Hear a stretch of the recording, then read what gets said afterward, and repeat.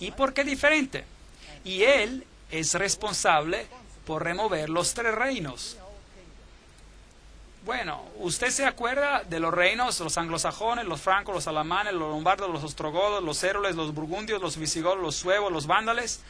Ellos eran los 10. Pero hay algunos reinos en terrible oposición a este poder. Número 1, los érulos, 493 después de Cristo. Mira dónde reinaban. Ahora este pueblo tenía una filosofía muy interesante. Y esta filosofía se diferenciaba sustancialmente de las filosofías de este poder representado por el pequeño cuerno. Ahora, desafortunadamente, no tenemos los documentos históricos acerca de lo que los érulos creían. Tampoco tenemos ningún documento histórico acerca de lo que creían los ostrogodos. Tenemos un poco acerca de lo que creían los vándales, pero ninguna documentación sobre sus religiones. ¿Por qué no? Porque ha sido toda destruida. Así que solamente tenemos información de segunda mano. Aparentemente, la historia nos dice hoy en día que estos 3 poderes fueron removidos y porque eran arianos en su punto de vista, en su religión. En otras palabras, enseñaban a que Jesús no era Dios y por eso tuvieron que ser removidos. Pero realmente no hay evidencia ninguna, aparte la información de segunda mano que viene del mismo poder responsable por su destrucción. Hay evidencia mucho más interesante que dice que esos poderes que fueron destruidos y de hecho que tenían un evangelio diferente. Un evangelio que se derivaba de Palestina y reflejaba un cuadro mucho más verdadero de la Biblia que cualquier otro. Entonces será a lo mejor posible que ellos tenían un cristianismo derivado directamente de la causa original, de la fuente original, y por eso tuvieron que ser removidos. Es una posibilidad plausible. Hay bastante investigación que ha sido hecha sobre esto, y yo no estoy en contra de la idea para nada. Entonces fueron destruidos en el 493 después de Cristo. Ahora, si esta criatura, esta cuarta, este nuevo poder se levantó de entre ellos, entonces ya debió haberse levantado antes del 493. Los siguientes a ser eliminados fueron los vándalos en el 534 después de Cristo. Ellos afligían el Imperio Romano y sometieron a grandes partes de la religión cultural del mundo bizantino y romano. Y la sometieron ferozmente. Y finalmente los vándalos fueron también destruidos por los ejércitos del Imperio del Este. Y luego vinieron los ostrogodos, fueron los últimos. Los ostrogodos gobernaron hasta el año 538 después de Cristo y ocuparon primero esta área y más tarde ocuparon y controlaron toda la capital de Roma antigua y sus alrededores. Y los ostrogodos también tuvieron un evangelio derivado, como dijimos, de la antigua Palestina.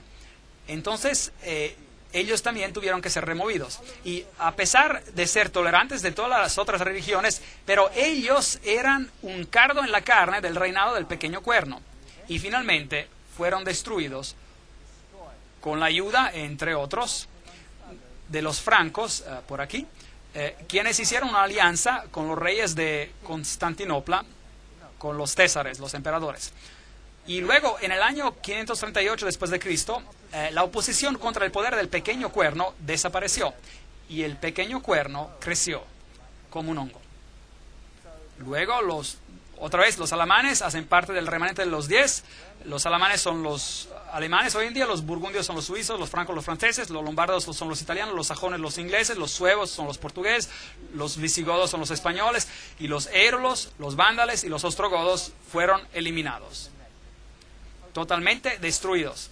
De hecho, estos no fueron los únicos contra los cuales se hizo guerra. No. Los visigodos, por ejemplo, probablemente muy relacionados a los ostrogodos, tenían sentimientos similares. Y hubo muchas guerras y mucha subyugación por aquí antes de que este también se alineara, digamos, con el pensamiento del poder del pequeño cuerno.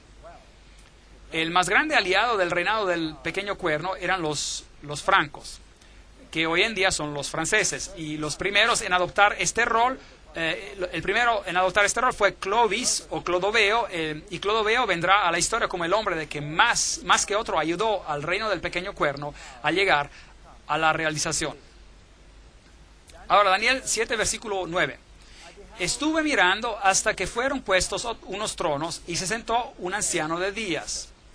Su vestido era blanco como nieve, su pelo de su cabeza como lana limpia, su trono llama de fuego y fuego ardiente las ruedas del mismo. Entonces Daniel está mirando los eventos de la tierra que parecen moverse todos alrededor del reinado de este pequeño cuerno y ve de repente una escena del gran juicio ocurriendo en el cielo. Y el versículo 10 dice, el juez se sentó y los libros fueron abiertos. Entonces había una escena de juicio que él ve. Y miraba yo en la visión de la noche y vi que con las nubes del cielo, eso es un acrónimo por los ángeles, veremos eso más tarde en una conferencia, veniendo en las nubes del cielo, venía uno como un hijo de hombre que vino hasta el anciano de días y lo hicieron acercarse delante de él. Versículo 13. Entonces, esta no es la venida de Cristo a la tierra, esta es la escena que ocurre en el cielo, mientras el poder del pequeño cuerno domina aquí en la tierra. Entonces, el juicio está listo para empezar en el cielo. Y le fue dado a este Hijo del Hombre dominio, gloria y reino para que todos los pueblos, naciones y lenguas lo sirvieran. Su dominio es dominio eterno que nunca pasará y su reino es uno que nunca será destruido. Versículo 14.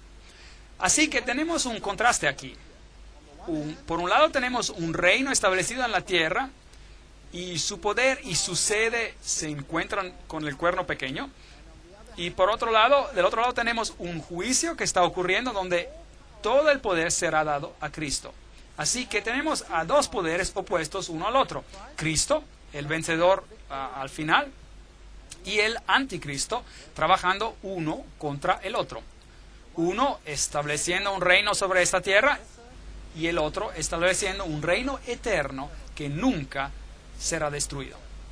Y después recibirán el reino de los santos del Altísimo lo recibirán y poseerán el reino hasta el siglo eternamente y para siempre. Daniel 7, versículo 18. Hermoso simbolismo, muy poderoso.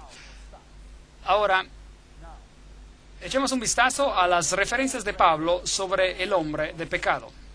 En 2 de Tesalonicenses, capítulo 2, versículos de 1 a 10, Pablo describe cuándo este poder del anticristo, se levantará. Y dice, con respecto a la venida de nuestro Señor Jesucristo y nuestra reunión con Él, os rogamos, hermanos, que no os dejéis mover fácilmente de vuestro modo de pensar, ni os conturbéis, ni por espíritu, ni por palabra, ni por carta, como si fuera nuestra, en el sentido de que el día del Señor está cerca. Ve, algunos estaban enseñando hasta en los días de Pablo de que la venida del Señor estaba cerca. Y algunos predicaban de que Cristo ya estaba reinando. Y Pablo dice, no, hay cosas que primero deben pasar. Así que el día de Cristo todavía no está aquí, les dice. Nadie os engañe de ninguna manera, pues, es decir, la venida del Señor, pues no vendrá sin que antes venga la apostasía. Así que primero la iglesia tiene que entrar en apostasía y que, dice Pablo, y que se manifieste el hombre de pecado, el hijo de perdición. Solo 2 hombres en la Biblia son llamados hijos de perdición. Solo 2. Uno es el hombre de pecado y el otro era Judas. Ahora, ¿cómo traicionó Judas a Jesús? Por un beso. Lo traicionó por un beso. Ustedes ven, Judas pretendía ser aún uno de ellos y él traicionó a Jesús. El otro poder, este otro poder, ¿cree usted que quizás también va a pretender ser uno de ellos y va a traicionar a Jesús con un beso? ¿Piensa que esto sea posible? y que se haga de manera más extensa. Entonces, que nadie os engañe de ninguna manera, dice Pablo, pues no vendrá sin que antes venga la apostasía de la iglesia, y que se manifieste el hombre del pecado y el hijo de perdición, el cual se opone y se levanta contra todo lo que se llama Dios o es objeto de culto, tanto que se sienta en el templo de Dios como Dios, haciéndose pasar por Dios. Entonces, aquí hay un poder que se asume, un poder de gran presunción. De hecho,